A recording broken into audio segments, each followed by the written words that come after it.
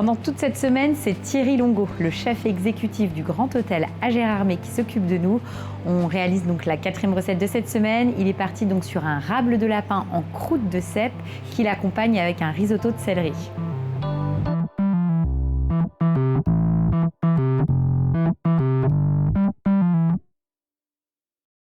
Donc là, tu prépares ton lapin. Voilà, on va désosser le rable. Hein. Oui. Après, on peut demander au boucher qu'il le fasse. Oui. Hein. C'est-à-dire que nous, on préfère avoir les rables entiers parce qu'avec les os, on va pouvoir faire le jus. D'ailleurs, tu as prévu un jus avec voilà, donc que tu as préparé. Concassés, voilà. Donc, ce qu'il faut faire attention, c'est la panoufle, donc toute la partie ventre. Ça a tendance à être très nerveux, à se recroqueviller, donc il faut bien la quadriller. D'accord. Voilà. Donc, on va assaisonner. Oui. Donc, sel. Poivre. Alors à l'intérieur, on pourrait remettre aussi les petits rognons. Oui. Faire une rognonnade, on les coupe en deux, on les met en longueur. On pourrait mettre des herbes, on pourrait mettre tout un tas de choses. Hein. Bon, après, toi, tu vas le faire en croûte de cèpe, hein, c'est ça? Voilà. Donc, l'idée, c'est de garder bien ce goût de cèpe. Donc on les roule, on les serre bien. D'accord. Donc, tu t'en comptes combien d'ailleurs? Un par personne. Enfin, c'est copieux quand même. Après, on va enlever les entames et on va les rouler. Tu vas les filmer pour avoir dans une le jolie forme. Film, voilà. Et pour les cuire. Et on va pas vraiment les cuire, on va juste les serrer un petit coup au four pour qu'ils se collent bien. Donc en fait, voilà, tu vas le rouler. Ça te permet en fait d'avoir une belle ballotine bien ronde. Une belle forme. Et quand tu m'as dit oui, on va le serrer, c'est-à-dire on va le passer 4 minutes au four. Pas trop chaud, hein, 120, 130, maximum 140. C'est pourquoi? C'est pour qu'il maintienne sa forme en fait? Voilà, ça va. En fait, la panoufle va se coller à la noisette et puis. Après, on pourrait utiliser que la noisette. Simplement, on se prive de viande, quoi. Ça va, le coût. Non, c'est dommage. Le coût est plus. Voilà. Donc, on va les mettre au four, c'est ça? Exactement. Donc, on va les mettre au four. Voilà. Moi, j'en ai préparé une.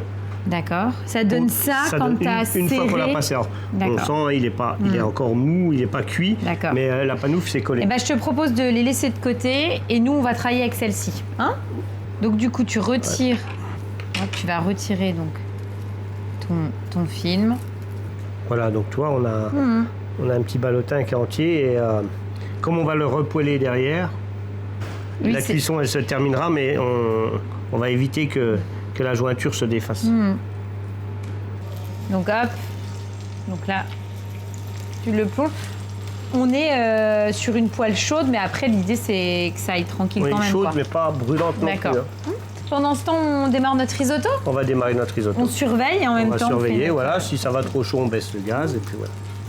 Donc le risotto, donc on a du céleri boule qu'on a taillé en tout petits dés, qu'on a blanchi dans du lait pour qu'il reste bien blanc. Un peu de vin blanc. Oui. Hop là. Donc le lapin là, il est presque bon. On va le mettre de côté. D'accord. Et comme ça, on va faire notre risotto. On va faire notre risotto. Donc il nous faut du beurre.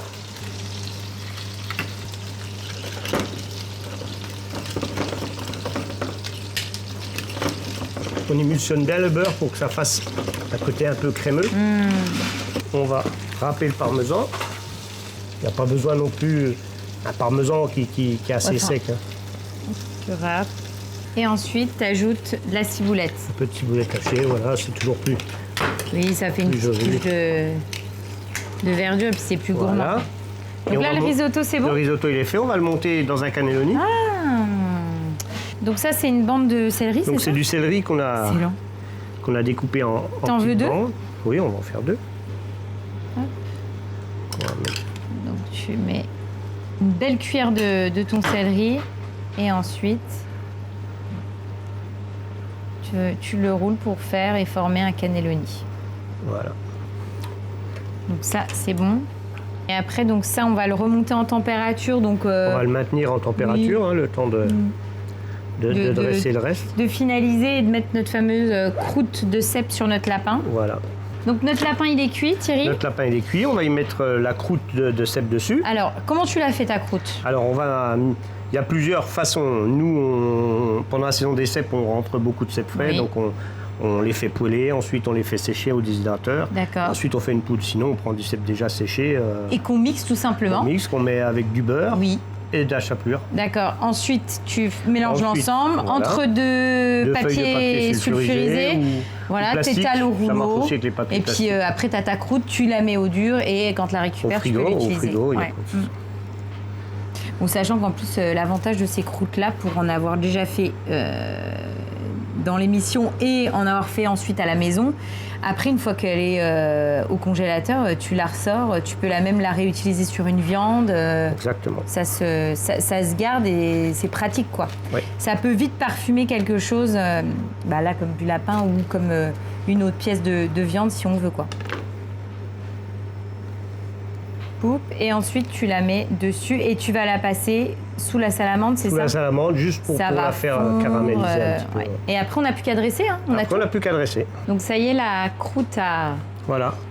légèrement, je sais pas, Coloré. croûté, quoi. Tu coupes et On va puis... couper et puis on va dresser. Oui, ouais, c'est sympa, ça donne un... Ça habille la pièce de lapin, quoi. Donc là, au niveau de la cuisson, on est très bien.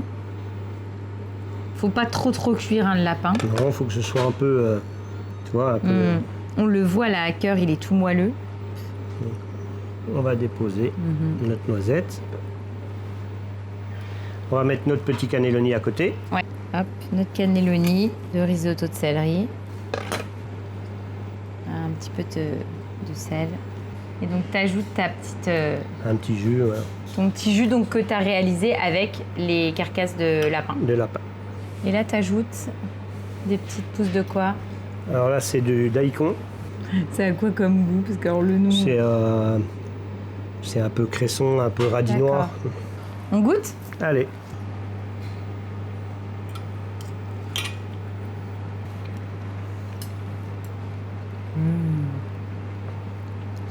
C'est top parce qu'effectivement, ta croûte, elle apporte vraiment... voilà, tu as le goût du cèpe, mais de manière hyper prononcée. Intense, ouais.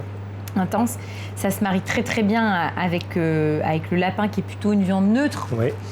Et puis ton petit risotto de céleri qui est là pour apporter le côté légumes, mais présenté sous forme de ravioles. Je trouve ça lui donne une forme de légèreté. Ouais. Oui, aussi, c'est un légume qui est considéré un peu comme un légume d'hiver. Ouais, c'est ça. Et lourd.